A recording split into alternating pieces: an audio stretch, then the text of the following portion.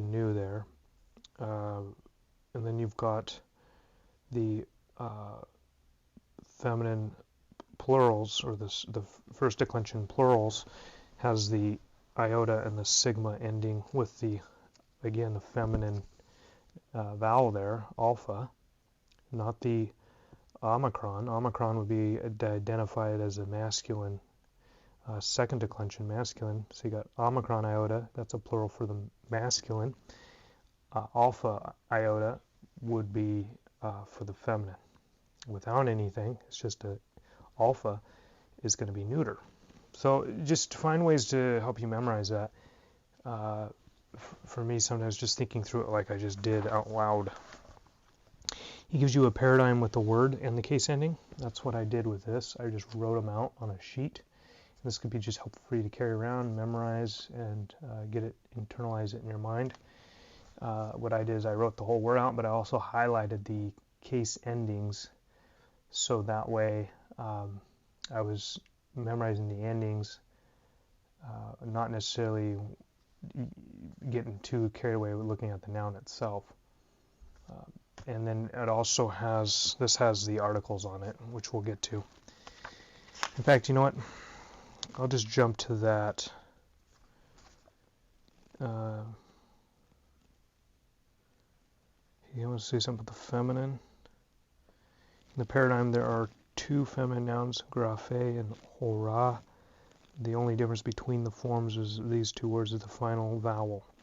And that's what we're talking about a moment ago with the eta and the alpha being feminine endings. So there's two of those. It just lists two forms of the feminine, the two forms that you would find in if you run across a feminine first declension noun. Those are the two types of endings you're going to find. And so once you get these charts down, it's kind of nice because you'll not have to, that's it. There won't be really much any surprise. Parse. Okay, so parsing. What's this say? Wait. All first declension nouns that have eta in the singular shift to alpha in the plural. Oh, yeah, it's just a helpful tip in 615. Just give you some helpful tips, and if some of them work for helping to memorize things, use them. If not, that's all a lot of that is helpful tips. A lot of this stuff is. Parsing. When asked to parse a noun, you should specify 5 things about the word.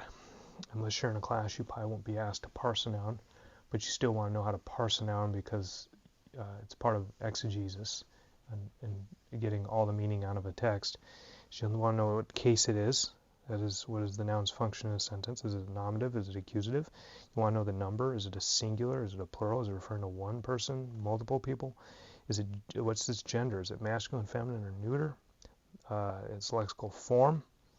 In the nominative singular will be its lexical form, but I don't know. That's not as important.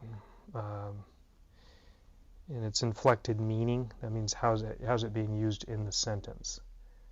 So inflected meaning is, you got the lexical form, but when it's used in a sentence somewhere, it's got that case ending, which that's the inflected form. Parsing neuter nouns. It gives some good tip there. I'll let you just read that. I don't want to spend much more time on that. First 3 noun rules. Noun rules are important. These, there's 8, I believe he's got. Yeah, 8 noun rules, and these are the first 3. So stems ending in alpha or eta are in the first declension. Stems ending in omicron are in the second, and consonantal stem endings are the third. So the third declension we have not learned yet, and that one is identified by the last of the stem being a noun, or excuse me, a consonant, I think is what he was. Yeah, consonantal stems are in the third. So an example, I don't know if I have an example. Oh yeah, here's one. We haven't learned the word yet, but pon, pontas, it's got a consonantal ending rather than a omicron or alpha and eta. So those are the yeah. So it's just the way that the noun ends before the case ending. We'll look at that for the third. But again, nothing to worry about right now. Every neuter word has the same form in the nominative and accusative.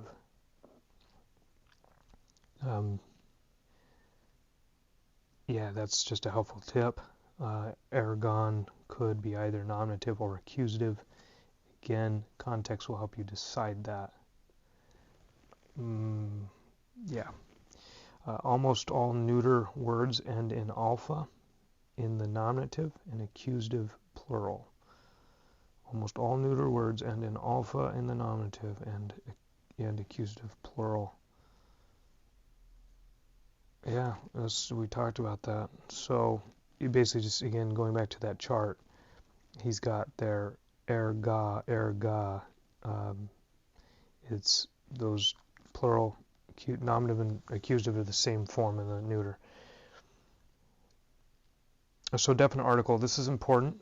Definite article summary here. The definite article is only used, the definite article is the only article in Greek. There's no what's the word I'm thinking of? You've probably said it before me. Indefinite article. There's no indefinite article in Greek. A God or a man. The a does not show up in Greek. It's just if the noun does not have an article, the ton, for example, was the one we were using earlier. Ton kosmon, the world. If it doesn't have ton there, it could mean a world, or it could mean the qualities of all that would consist of defining the world, kind of a qualitative noun specifying qualities. So without an article, it doesn't necessarily mean that it's a world. It could be in context defining the qualities of the world, and so you'll be able to determine that in context where it's just not going to make sense to translate a world. I'm trying to think of an example with a God for John 1:1 does not make sense. We'll touch on that at the very end. But so why did I get onto all that? Yeah, there's just no there's definite articles and there's no indefinite articles in Greek. The article attaches with the noun. It modifies in case, number, and gender. So it'll match up with the noun. Whatever the noun's doing, the article that's paired with it will follow in case, and number, and gender. That's like, for example, nominative, singular, masculine. The article is going to follow that.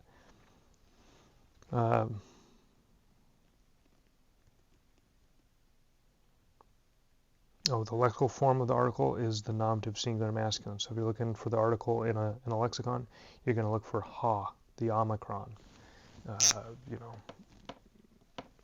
This guy or gal. That would be the guy, the masculine singular article. And then from there you can look at all the different uses of the article. I don't know. That'd be probably, yeah. There's a lot of articles in the New Testament. I'm not sure what the lexicons look like for the article. I should know that. I'm just tired. What else here? Form. Here is the paradigm of the article. Compare these forms to the case endings to see all their similarities. The feminine follows the first declension, the masculine and neuter the second, of course. So he's saying, well, it's not of course for yourselves. It'll make sense why I said that in a second, because it follows the same as the nouns over here on page 34 and 35. Notice how the article formations follow exactly as you would think of the chart of the nouns on the top of page 34. So you have for the accusative, you have the new ending. You have the oi, the nominative plural. which is what you have on the end of lagoi, nominative plural. For the feminine article, you have I, alpha, and iota. That's the same ending that you see on the graphi of the feminine nominative plural noun. So they match. Makes it kind of nice. And that's why on my paradigm here, I don't know if he gives you a paradigm like that. Yes, look at that. Page 36, you get yourself a full paradigm of the article with the noun, and it's also pairing the, you can then look at how the article matches with the ending of the noun, which is nice, right? So now you can see how when you have an article plus the noun, it's like, okay, yeah, I know what that's doing in the sentence. That's for example, oi lagoi is going to be the words. It's going to go the words, and it's doing something. It's going to be the subject of the verb. He says just knowing the forms of the article is the key to recognizing the forms of nouns in Greek. Knowing the forms of the article is the key to recognizing the forms of nouns in Greek. If you learn the forms of the Greek article well, you will not have much more to learn for nouns. It's very true. Learning these, how the nouns decline, and learning the articles well is going to set you up for pretty much, it's going to give you a foundation for the rest of Greek. And like I was saying, once you get some of these paradigms down, they just stick with you because they're used all the time. He gives you some hints, or he gives you a lot of footnotes there. It's up to you if you'd like to read that. Translation procedure 625, and this is the longest chapter in this book. I meant to say that up front, so there'll not be another chapter this long. 625. When students start learning Greek, one of their initial problems is that the Greek sentences look like a collection of unrelated words. And he's just giving you tips. You can put lines between the words and help you divide the sentence out. And you'll keep the article with the noun that it goes with. And I never use that. You can use that if that's helpful for you. Again, like he's saying, Greek doesn't use word order, so you have to really kind of separate. Okay, there's the noun, that's a verb. There's a noun, there's an article. That article goes with that noun. Later you'll be like, oh, there's a preposition that put that by itself. If that's helpful, go ahead and split it up that way. But I think once you get your case endings down, that'll be kind of your indicators, and you'll start moving things around in like a puzzle in your mind. You say, oh, that goes first, that comes after the that goes after the preposition, which is usually easy. That generally the preposition comes before that which it modifies. So, but that's down the road. 626 articles. As in English, the Greek article is generally translated the. If there is no article, do not use the. If there is no article, you may insert a before the noun if it makes better sense than sense in English. He gives an example: ha apostolos, or ha anthropos, meaning the man. It could mean man or a man. Again, the idea of the qualities of a man, manhood, manliness, or it could mean a man when it doesn't have the article. It can do two of those things. But so if it doesn't work to say a something, then don't force it. Just assume it's probably working in that qualitative manner, where it's saying the qualities of a man, or all the qualities of God. We're going to look at that again in a second. So this is where he gets at. The Greeks do not use the article in the same way that we do. They use it when we never would, and they omit it when English would demand it. So just take note of that. Article's really important. So 627, kind of get that down in your mind. Greek often uses the definite article before a proper name, but when it does, you don't necessarily have to translate it. The Jesus, it's just there. You would have to determine as you get into Greek whether it's there for intent in a way that's exemplifying the noun it's modifying. Is the author doing something unique there, or is it just there because that's just how the author is? It's part of their diction. It's the way they write. And apparently in Greek, the article was often used with proper names. So you can omit that anyway. In English, you can omit it. You don't need to put the Jesus. If it's ha Jesus. Abstract nouns. Greek often includes the article with abstract nouns such as the truth. But again, in English, we do that. A postpositive. Postpositive is a word that cannot be the first word in a Greek sentence or clause. Yeah, so just give me some examples there. But he said, ha de a pen.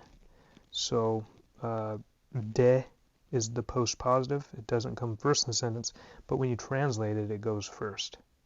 But he said. He gives a little footnote here.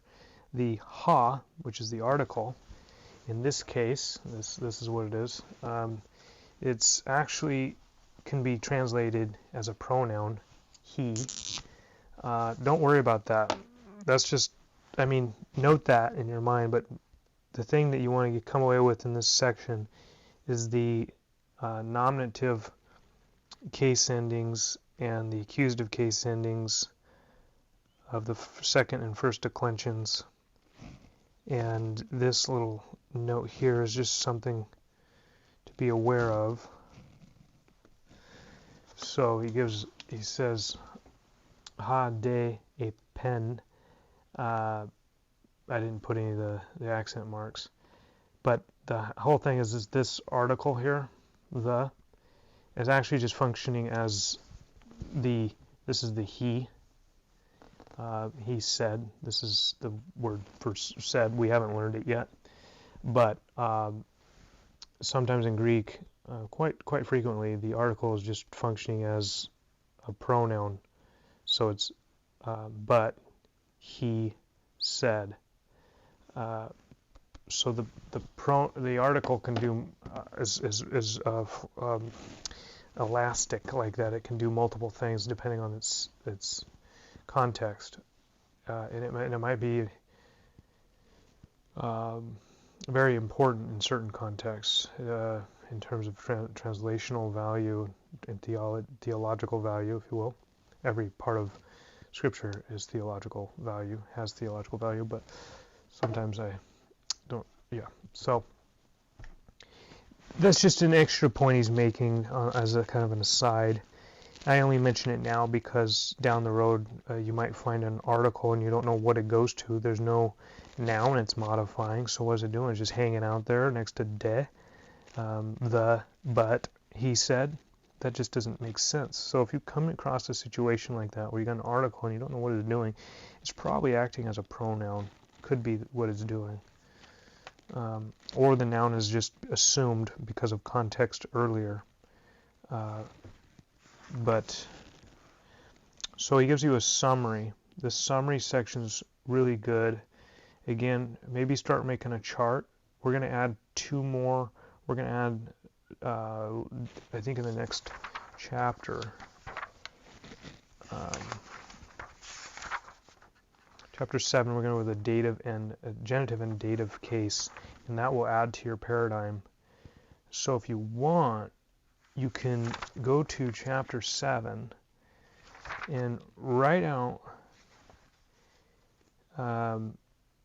your cheat as you see it in chapter 7:11. And on page, 47, there's a full paradigm it says in 7:11. Write that out. going to take you a bit longer, and you're going to not know much about the genitive and the dative yet. But if you're able to write that out this way first, you won't have to end up writing out 2 paradigms later. Because if you just write out this one, you're going to have to write it again, and you have to insert all the other ones, and basically you end up having to write out 2 paradigms. You don't want to waste your time with that. So I'd say if you can, duplicate this chart here and start memorizing this one. Don't worry about the dative and the genitive until after we get through chapter 7, or you've gone through chapter 7 yourself. And then, so I'm going to run through the vocab on chapter 6 real fast. So now he says nouns are listed with their article. Be sure to memorize the article with the word so you can remember its gender. Yeah. So be sure to read that. So because he gives you, in a lot of stuff I skip over. Some of it's just helpful for following his textbook. So I'm trying to avoid talking about those types of things, but they're going to be helpful for you as you're going through his book. But in terms of doing good biblical interpretation, I'm going to avoid talking about that stuff that's not essential. So agape, ace is the ending of the, did he explain that?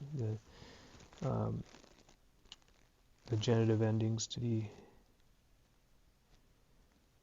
see? The forms with a dash following the words, e.g., agape, a, I guess will be explained in the following chapters. Okay, so I won't talk about that right now. But the second ending there, so if you notice, it says agape, ace, and then it has the article a. Again, we're looking at feminine, a nominative, singular. It's got the eta ending. And that's the lexical form. Remember, the lexical form is always going to be the singular nominative case of whether it's first, third, second, declension, doesn't matter. But notice, what was I going to say? Oh, the second one there with the dash and then it has this ending, that's the genitive case. We haven't learned that yet, but just throw that out early. Genitive is the one that's possessive. Jim's ball, or his books. His, it would be the genitive case, modifying books. That's that ending. So you got the nominative, and then it lists the genitive, and then it lists the article for that given noun. Okay, so love is the first one. Alos is another. Autos, that's it's, well, what's he got here listed? It's a pronoun, but he doesn't say it that way. He doesn't list any of the forms. So the first one's a verb. Anyway, you'll get familiar with the parts of speech and what is doing what as we go through. So I won't concern myself with that, but. So you have autos, which is he, she, it. In the plural, it means they. Basileia means kingdom. It almost sounds like kingdom to me. I don't know. It's helpful for memorization. Basileia. I don't know why it sounds like kingdom, but de means but or and. De is a postpositive. I mean, it comes after a word. It never falls first, but in translation, you're going to put it first. En is in, on, among. That comes up a lot. That's a preposition. Ergon, work, deed, action. Kairos, which is what crop, time, season. I don't know why I thought crop. Anyway, noon means now. Ha, a, ta, the masculine, feminine, and neuter pronoun. The. That comes up 19,867 times. You're going to have like most of the vocab done in the New Testament by the end of this chapter. Hati means that, since, because. It's an important word. It does a lot of work in the New Testament. See, ook, or ooks means not.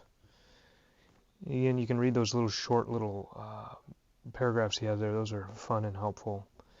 Hora means hour, occasion, moment. Notice the rough breathing mark. That's why I have the hora. Yeah, and if you want, you could read through those footnotes. I hope this was helpful exegesis. What's he got here at the very end? Oh, so the primary function of the nominative case is to indicate the subject, right? We've said that a lot, but more the merrier. The accusative is the direct object of the verb. So he's got agapesin, ha theos, ton kosmon. This is directly from John 3:16. And so ton kosmon, the new, we know that's going to be the direct object of the verb. Ha theos, we've kind of been hearing that a lot throughout.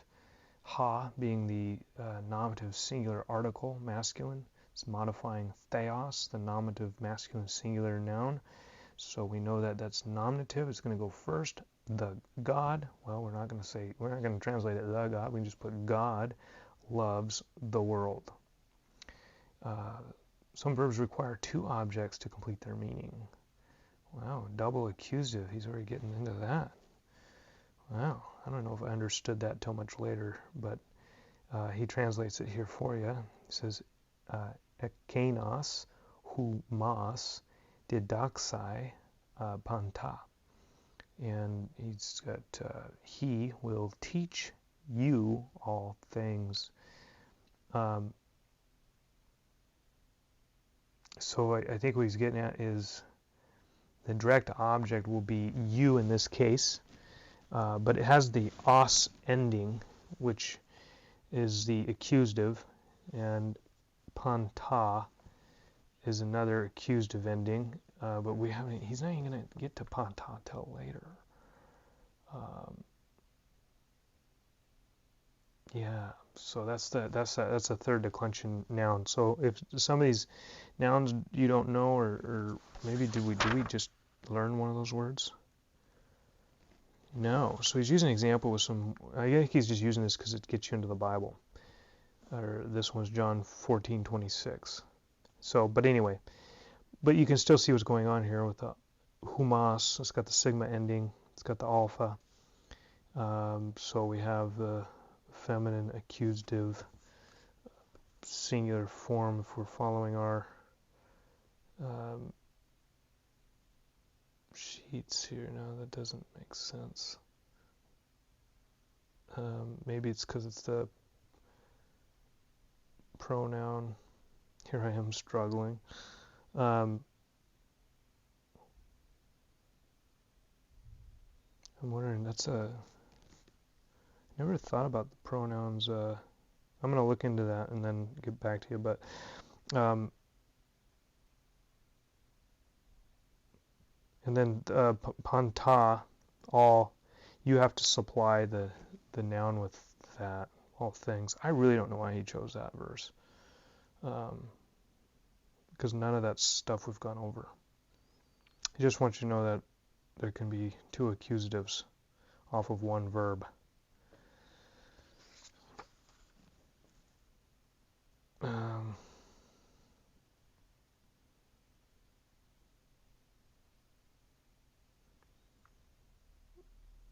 Yeah, okay. I'm tired. Just finish out the exegesis here. He just has another example. I just don't think some of this is needful at this point in time. Oh, going back to the beginning.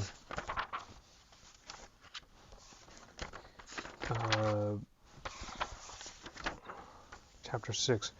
So he talks about, again, the placement of word order. Word order is really important, and he gives the example from John 1:1, kai theos ein halagos. And in this case, you got theos without the article. It doesn't have the ha theos. And it's got the verb ein, which is the to be verb was or is. It states existence. So also known as a copula in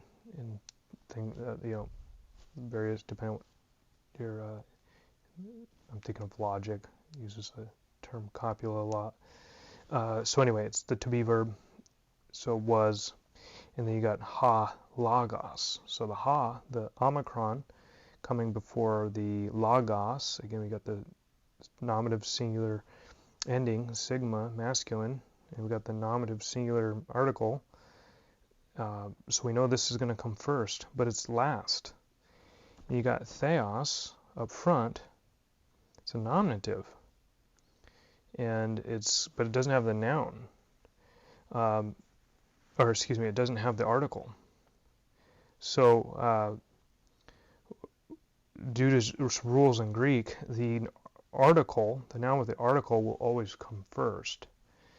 The anarthrous, i.e. does not have an article on it, noun is actually the object of a to-be verb, so of was. I think you might say it in the reading. If you read through it, he probably notes that to-be verb like was, predicating existence, can have two nominatives, and so context determines which one's first and which one's second. And in this case, the one with the article is going to come first in translation. The word was God. Now, for example, the Jehovah's Witness translation would have the word was a God, and their argument is that, well, God does not have the article, so it would be the word was a God. In context, the theos shows up multiple times, and it does have the article right in the immediate context, and then right next to it has the God, but in this case it just has, and the word was a God. So usually Jehovah's Witness translation is arguing that Jesus is a God, he's not the God. There's the God, and then the word was a God. But the problem with that is number one, the automatically, just because a noun does not have the article does not mean that it's not expressing qualities of the given noun. So in this case, God, all the qualities, all the fullness of God, or it's a God. It could be either of those. And context will determine which one it is. And so when you have, in the beginning was the Word, and the Word was with God, and the Word was God, and you have the Word creating all things, so you got the Word on the side of the Creator, not on the side of creation. So I would argue, by context, you're forced into a qualitative use of this theos. Now, we're not talking about a creature here. We're actually talking about one who is on the side of the Creator. So I think that's one of the errors of maybe some Protestants who try to argue this. They forget that this, to determine whether this is qualitative use of the anarthrous the preverbal, or the noun without the article is coming before the verb, but it goes last. The way it could be qualitative, but it also still could be indefinite, a God, although the indefinite would be less likely, and even more so, context drives home the point that this word was before creation and was actually the one through whom all things were created. So it'd be the most contextually oriented, that also fits the specific grammatical decision that theos was placed up front, would fit that this word was all the fullness of God. And so his point being, that's a long description. Again, I have to apologize for the fifth time. I'm extremely tired this evening. The whole point is that, what was my point? That it's just a beautiful arrangement to show by inspiration how God was really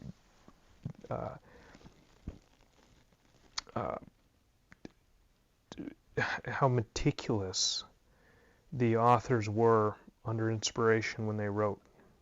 Clearly there's Father, Son, and Spirit. And the way that John wrote made sure that you had the Father without confusing the Father with the Son. If you'd done that, he says you ended up with Sabellianism, where the Father and the Son is just another, is no different than the Father. Maybe a different mode of the Father.